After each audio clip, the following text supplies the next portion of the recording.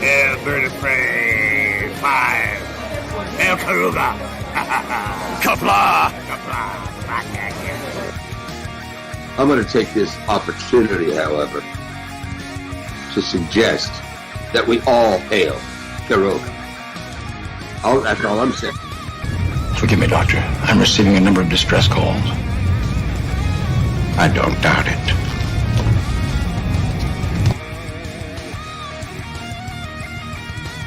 Y'all remember to tip your waitresses. Have a mighty fine night.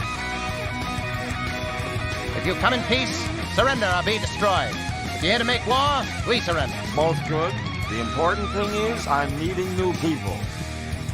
When the appointed hour arrives, the Marauders will deactivate their cloaking devices and begin transporting Klingon shock troops directly to the landing zone. Landing zone? Where? Tell me. Why not? Your feeble weapons will be useless against us. We will kill all your males and take your females to mate with. All right. Now the Federation's taking over, whether you like it or not. You people, you've been running this planet like a piecework factory. From now on, it's going to be under one roof. You're going to run it like a business. And that means you're going to make a profit. Look at these 3 words written larger than the rest, with a special pride never written before, or since. Tall words, proudly saying, "We the people."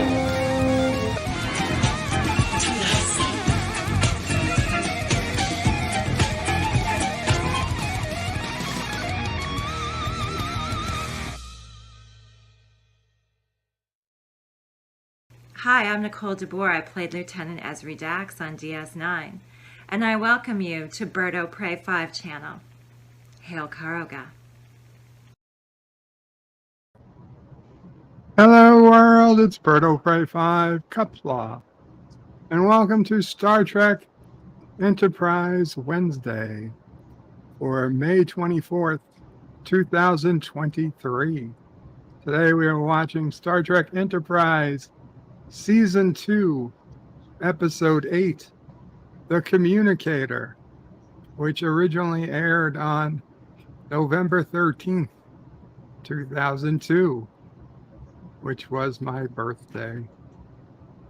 And I was probably home watching Star Trek Enterprise, although this is actually kind of the time I had gotten tired of Enterprise.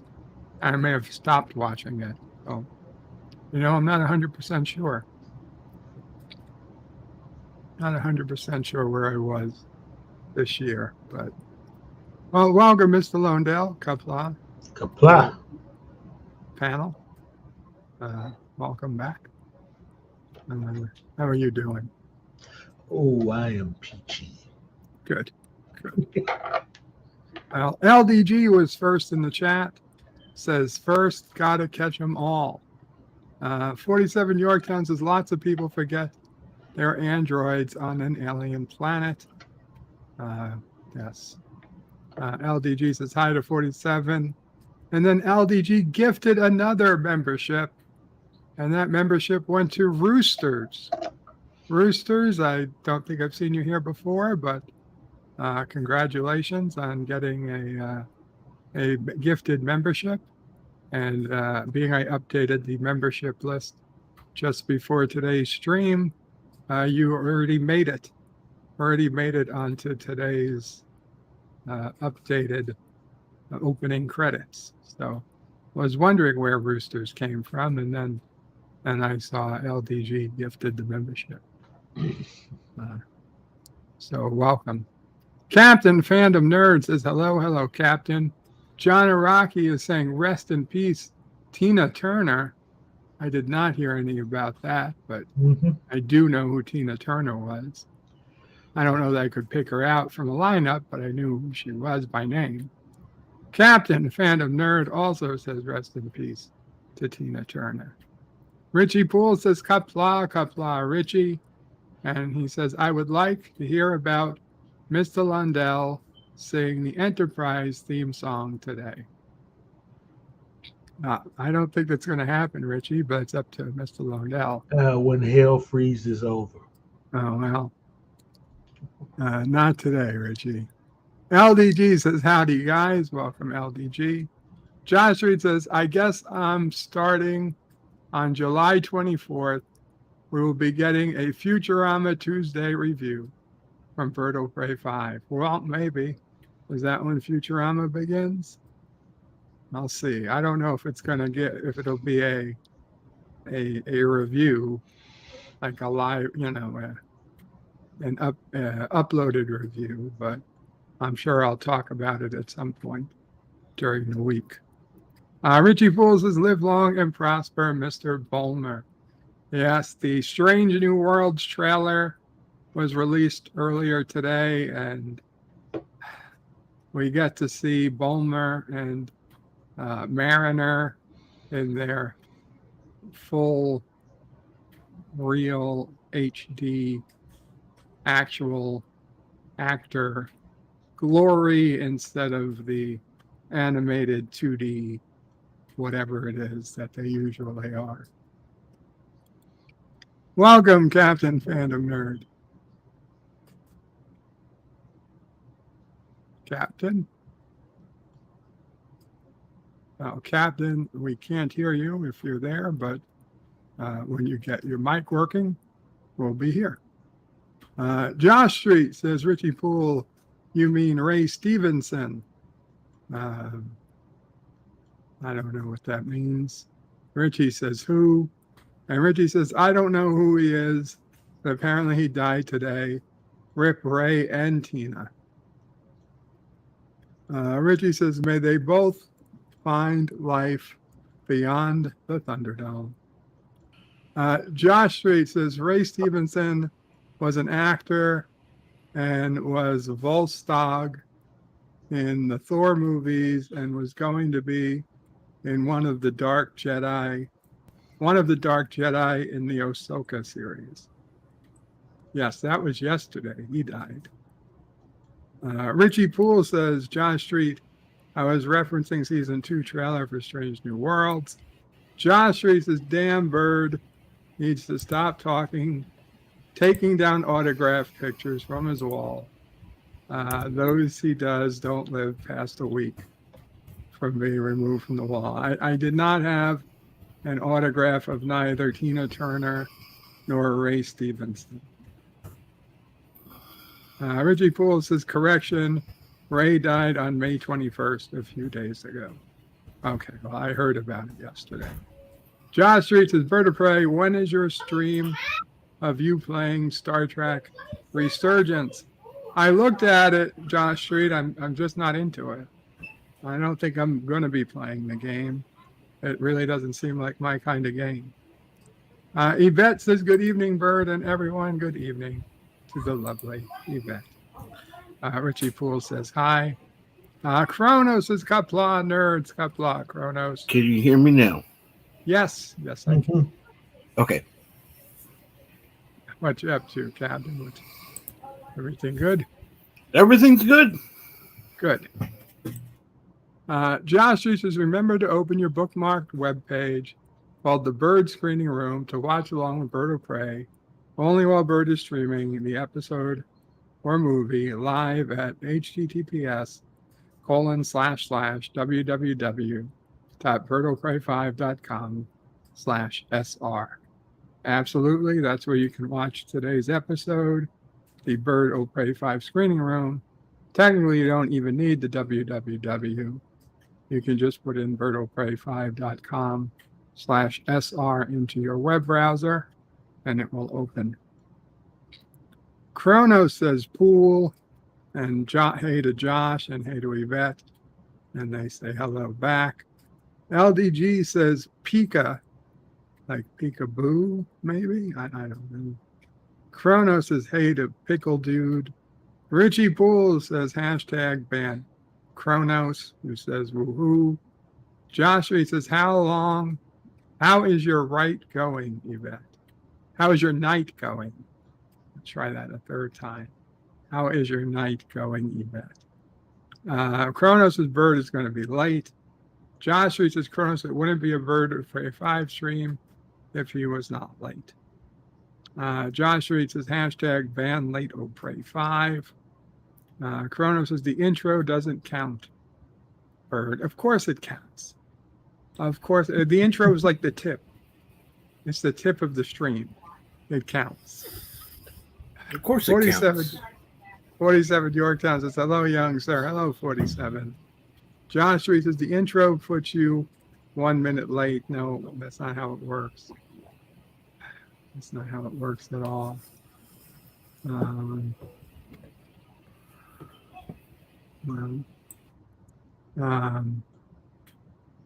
Kronos says, hey, to Yorktown. Then I put the link up to the screening room and the panel. Kronos says the tip O Prey counts. Absolutely. LDG says E2 eeks. And he misspells it. Kronos says we, the people. Absolutely. John DeMarco says greetings. All greetings, John. Kronos also is claiming I'm late. John Street says Kronos, I thought tip O Prey counts or crash O Prey in the Karogan orphan miners. Kronos says Bird, how Bird survives those crashes is beyond him. Richie Poole says sing it, Mr. Londell. Okay, back to work for me. I'll be watching later, but not at 2x speed. That's fair. Professor Brainy Specs says, Qapla, Professor. Kronos says she passed away. If you mean Tina Turner, apparently. I don't have any independent confirmation.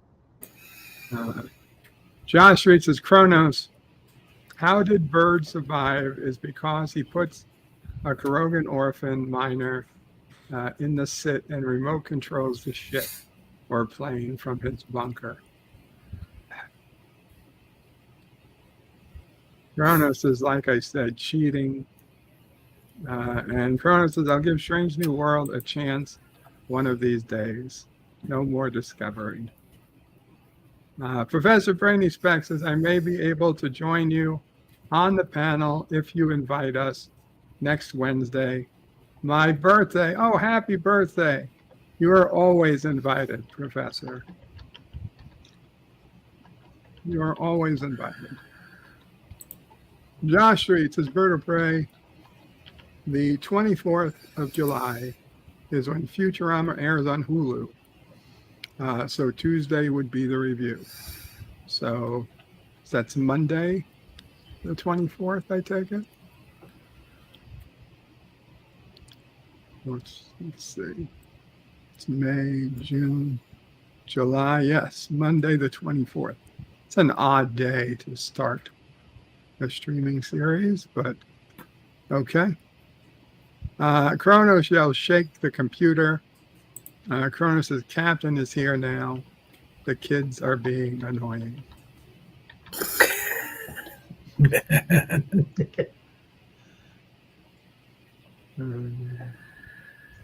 Kronos says he's got popcorn. John Araki says Tina Turner and Ray Stevenson had evidence that could lead to the imminent arrest of Hillary Clinton. Kronos says they were Epstein. With that, okay, Josh says remember to keep Sleep O Pray awake through the stream by using app Bird 5 in your convoys. Well, with that, let's go ahead and actually start the stream for Season 2, Episode 8, The Communicator. Head on over to the screening room. I will count down and we will get started. Okay. 5, 4, 3, 2, 1. Nobody's singing anything, Kronos, unless they want.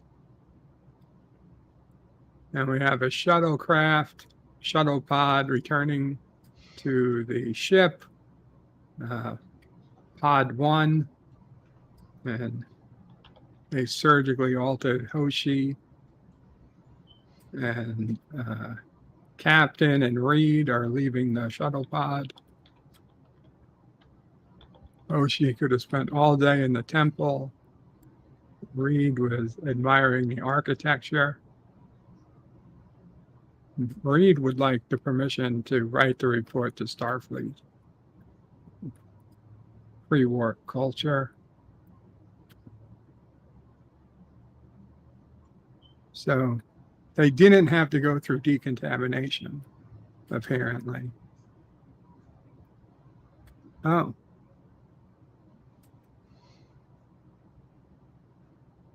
Not a single spore or parasite or virus.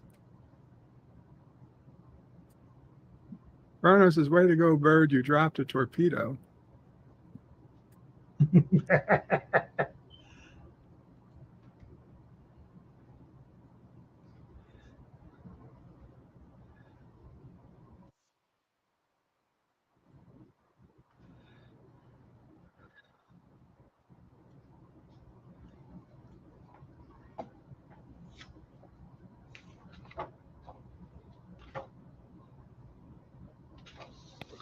So Reed is now realizing his communicator is missing.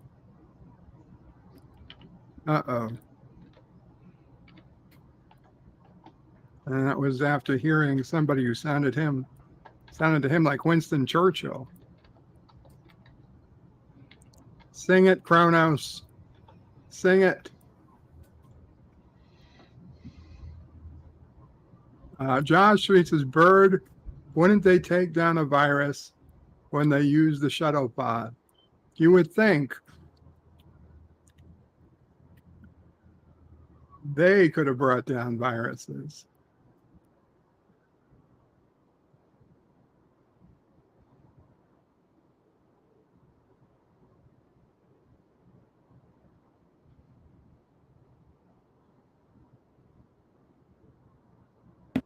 Kronos, I don't hear you singing.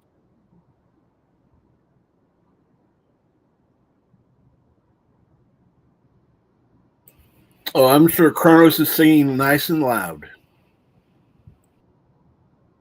Doesn't count if he doesn't have a microphone.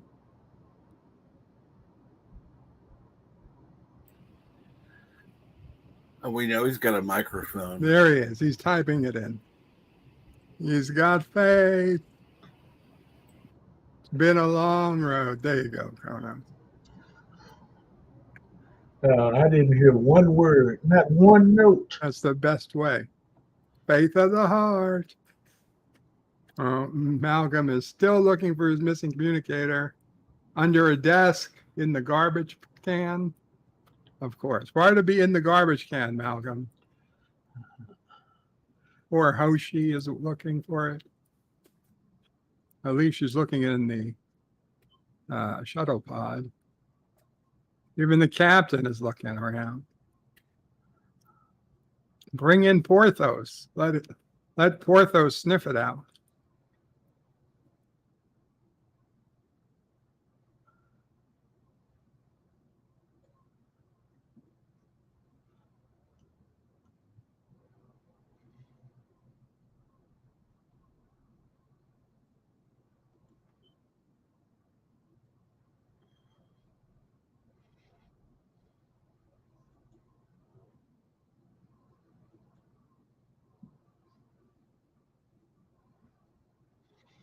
Pickpocket.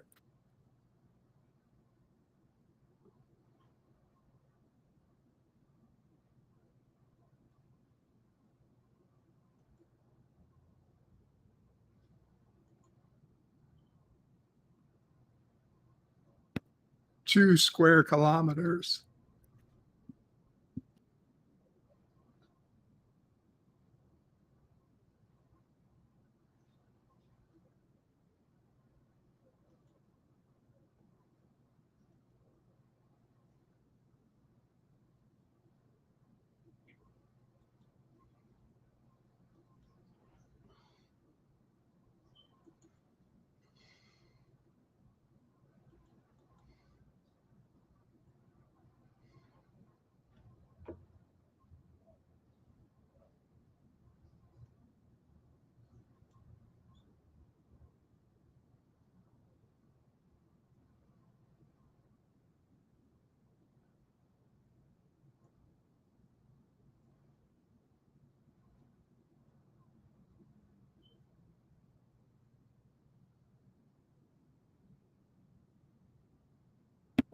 Poor Trip wants to go down.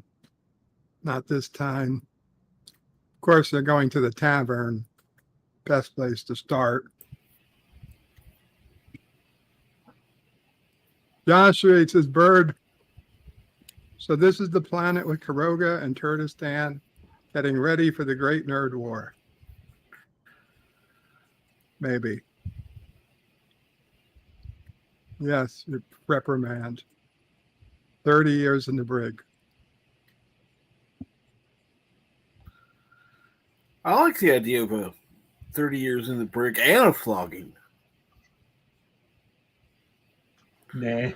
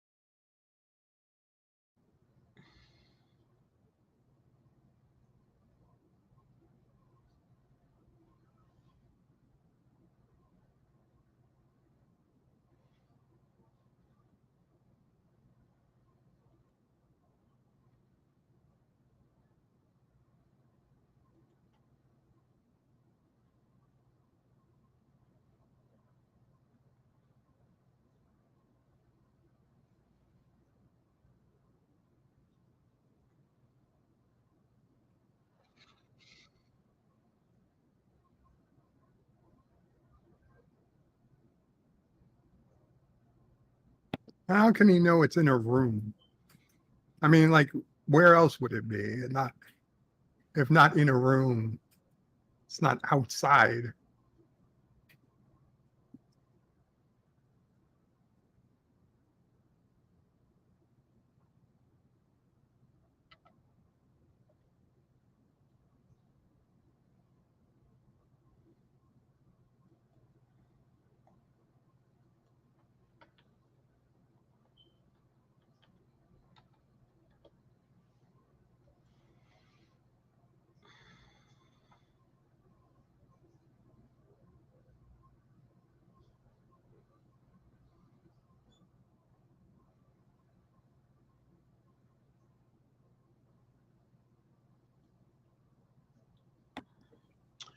And so when do they get their butts kicked?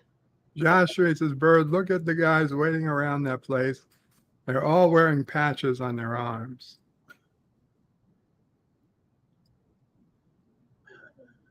Now, it wasn't the smartest move. And what do? They get in a fight with Marines.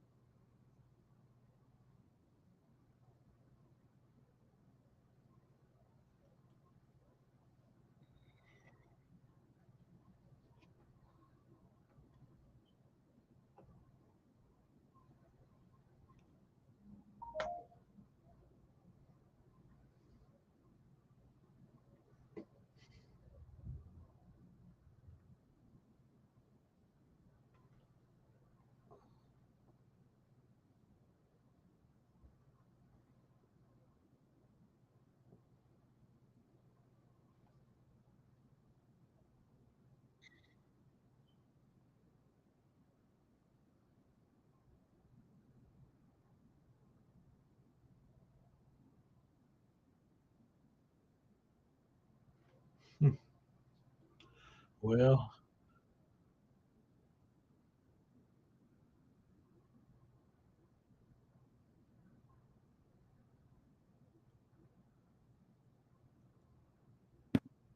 LEG makes a good point. Why even go down with a phaser if you weren't going to use it? true. If they're going for a communicator, they should have just gone down. I assume these phasers don't have wide beam stun setting.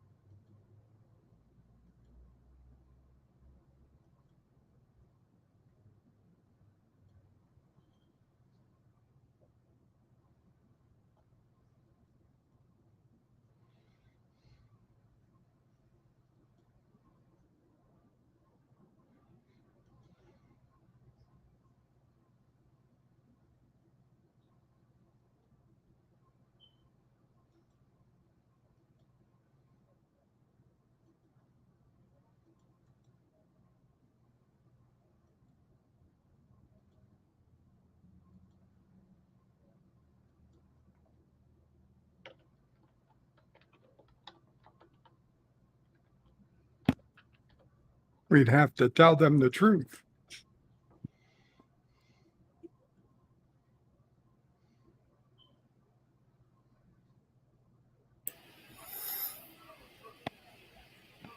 They would if you show them the shuttle pod.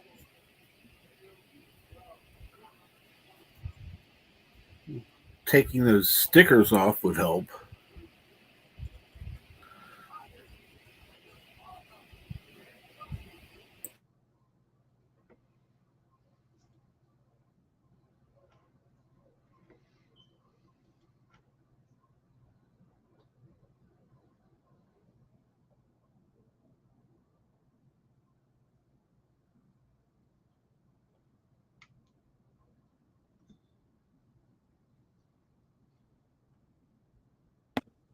John Araki asks, do Klingon elementary students play dodgeball?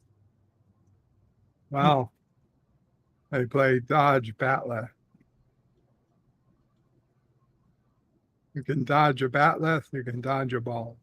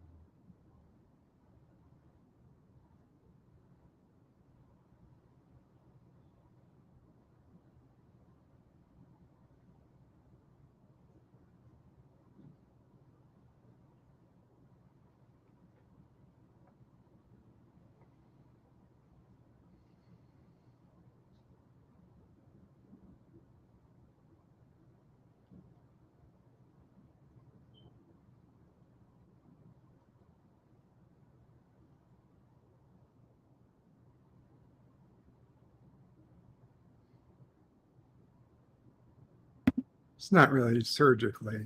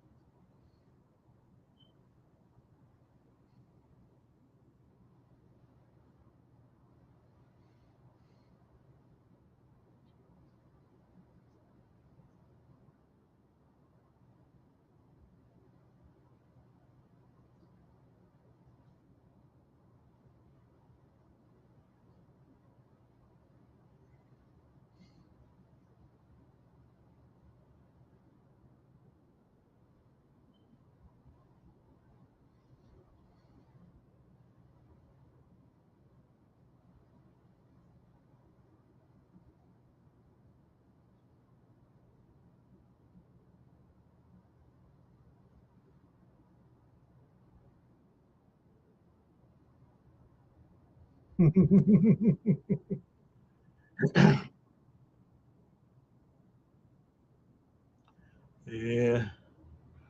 That's what you get when you mess around with stuff you don't understand. I'm surprised that technology sat there for so long, untested.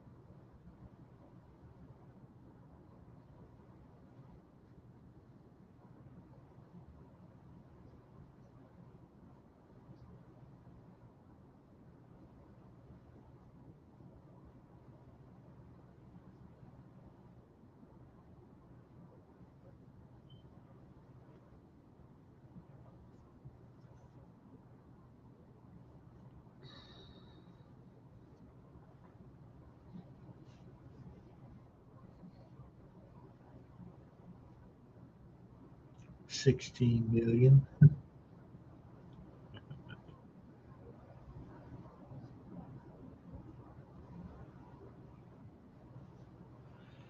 I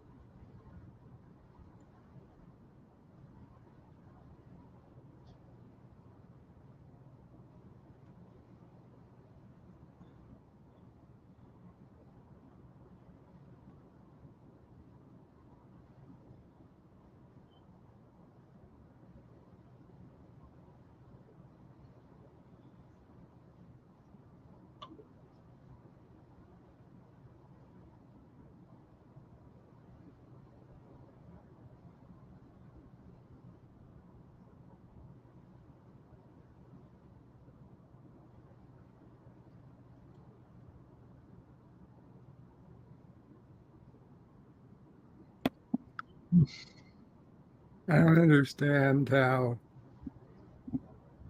making them think the other side is ready to attack them and more advanced is better for their culture than finding out they're aliens.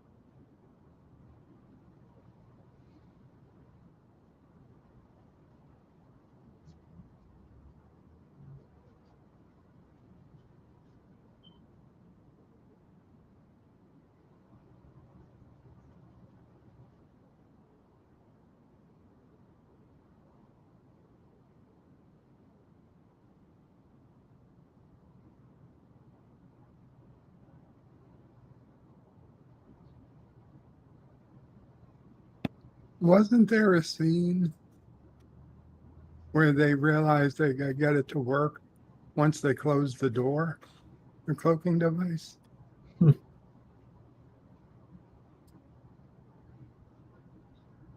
don't know. I don't remember this episode.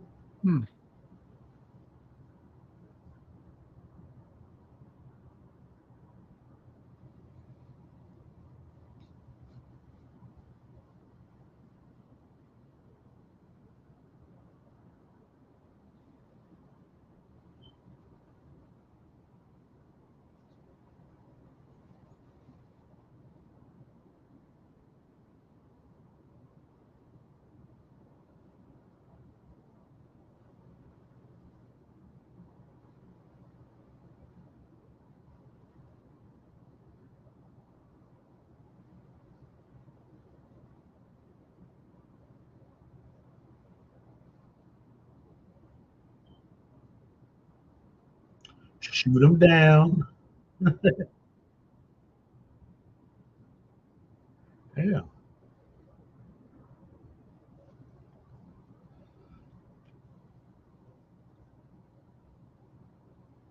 How convenient.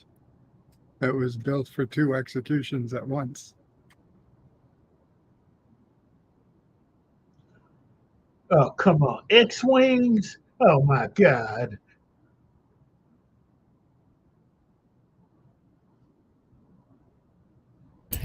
Yes, X-Wings.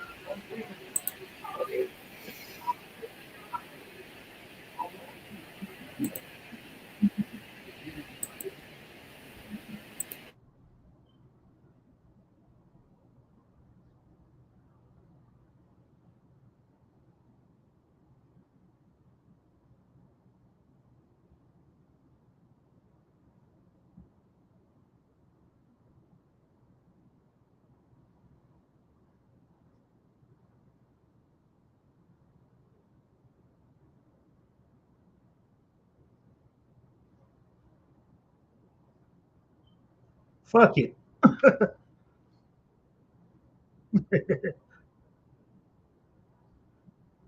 It would take them 50 years to figure out what any of that stuff is anyway.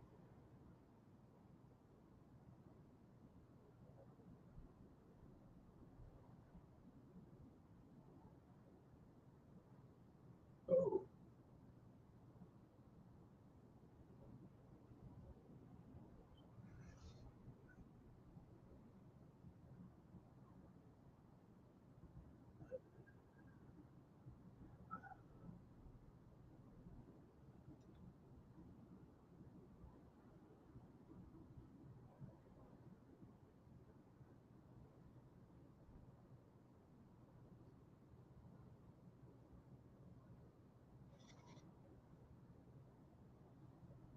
How convenient. Yeah. Everything on one table in one room.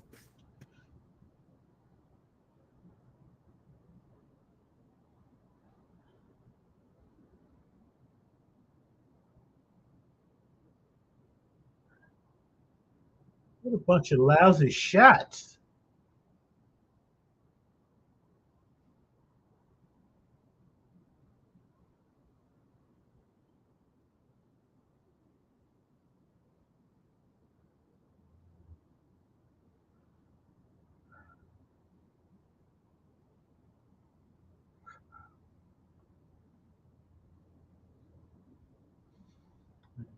Explain that to the high command.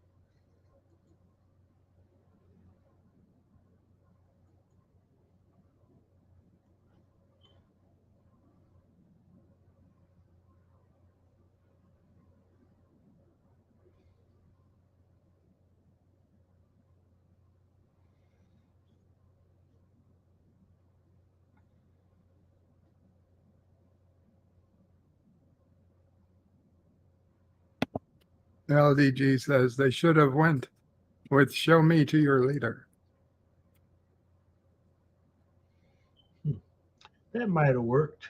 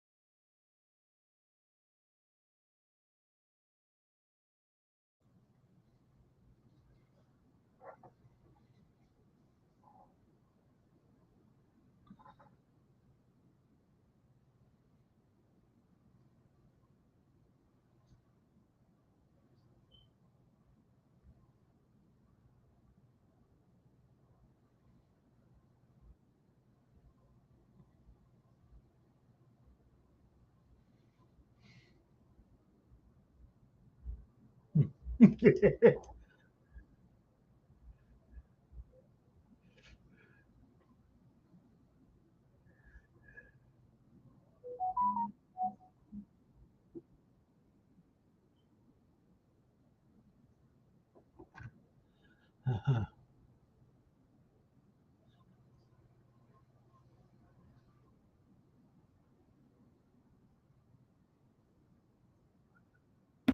And that was Communicator, the Communicator.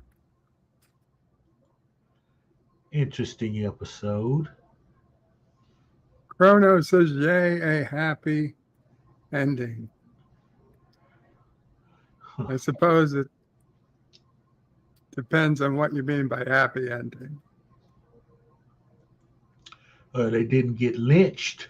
So everybody survived, though that culture, that alien culture, was damaged beyond repair. Surely that's not going to go well for the Alliance. Kronos is not a horrible ending. Yep. Yvette says, thank you. You're welcome. It was an ending, not a horrible one. Mm-hmm. Not a great one. I would say this is your average kind of bottle episode. Yeah. When you have 24 plus episodes to do a year, you occasionally just throw out something like this. Wasn't horrible, wasn't great.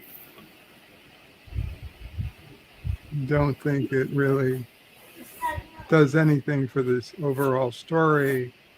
I don't think it grows any characters. It was just Mm-hmm. Mm-hmm.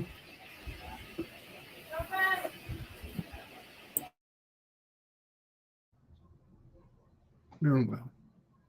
It's not a Kurogan ending, Kronos. Definitely better than Discovery. Definitely better than Discovery. You comparing Kuroga to Discovery? I'm not. I don't know what Kronos might be. What?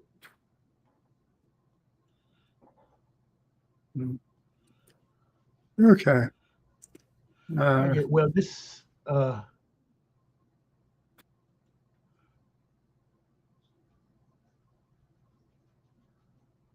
what? Oh, well, I was going to say is this is one of those episodes that, leads up to, this is definitely what's the prime directive type thing, a lesson that, this is the reason why we have the prime directive. Personally, I would have left the damn communicator down there. There's no way that, it would have taken them 50 years to figure out how the thing worked. True enough. They couldn't have. They couldn't have. It's something like that. It's so advanced they couldn't have gleaned anything off of it. Besides, it was a communicator, not a phase pistol. Mm-hmm.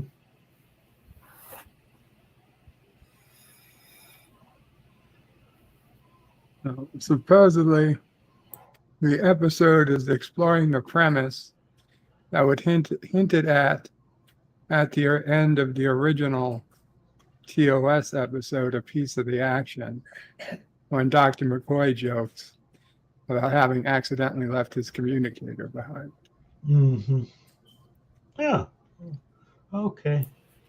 Right. I can see that.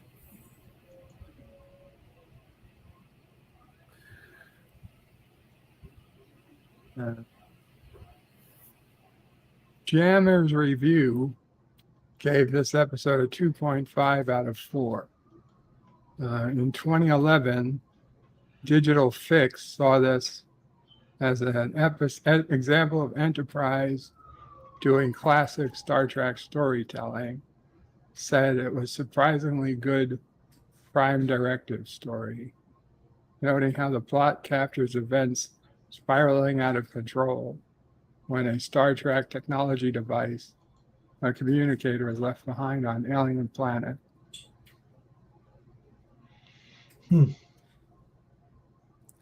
In his 2022 rewatch, Keith DeCandido of Tour.com gave it a 4 out of 10.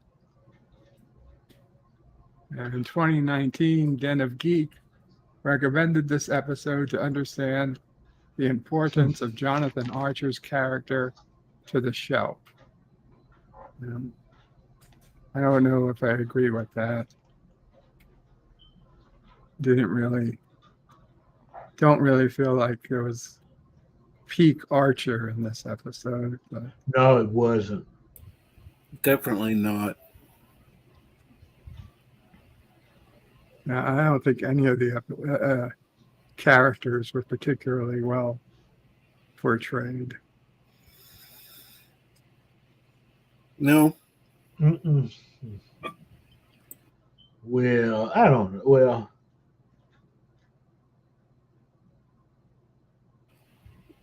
there's nothing that is, it doesn't form anything. There isn't anything that grows from this. It's just they're there.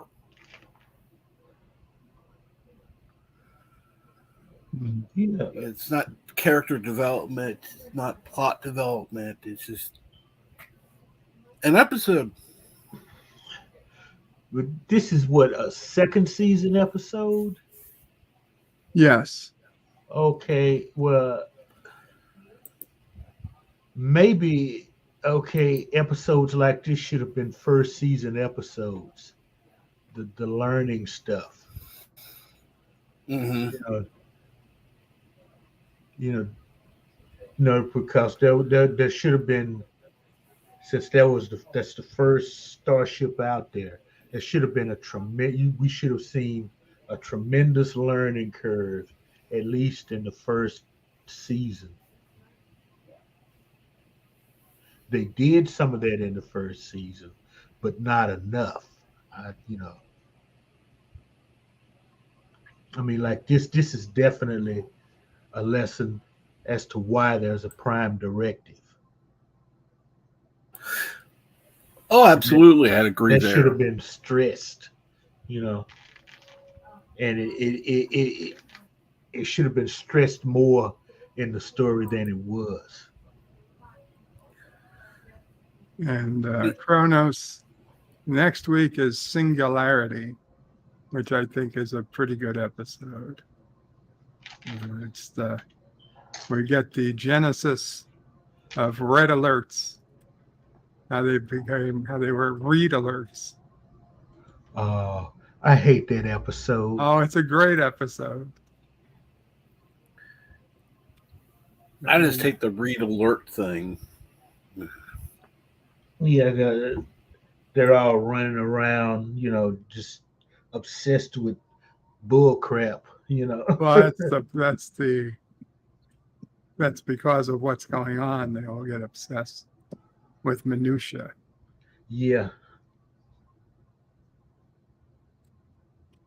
But to this day, I really curious if they always intended Reed to have the last name so similar to Red just to make that joke. No. It was just a happy coincidence. That makes no sense, Bird. Come on. You don't think? That they were doing a prequel and they said, hey, we can figure out where Red Alert came from, and they didn't backtrack the guy's name from there. I think naval vessels have a red alert now, so ask somebody that served in the Navy, they can tell you for sure. But did they have red alert before Star Trek had red alert? Probably. I don't know. I mean, would they really have had red alert in 1945 before red lights? They had red lights in 1945. Okay, yeah. Then you're gonna make me go back and I'm rewatch sure Greyhound. They could, but were they useful? I mean, red lights really came useful with, I don't know, when red diodes became cheap. At least that's my experience. I mean, I guess there were red lights in like photography rooms and whatnot.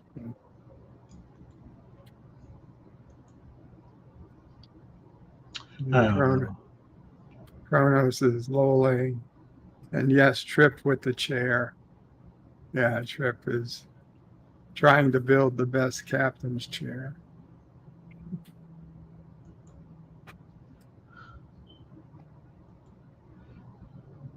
Oh well.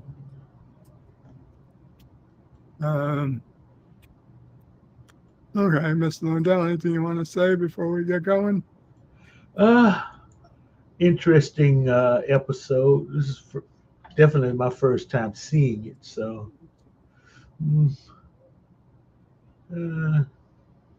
gave me some, gave us a couple of things to ponder.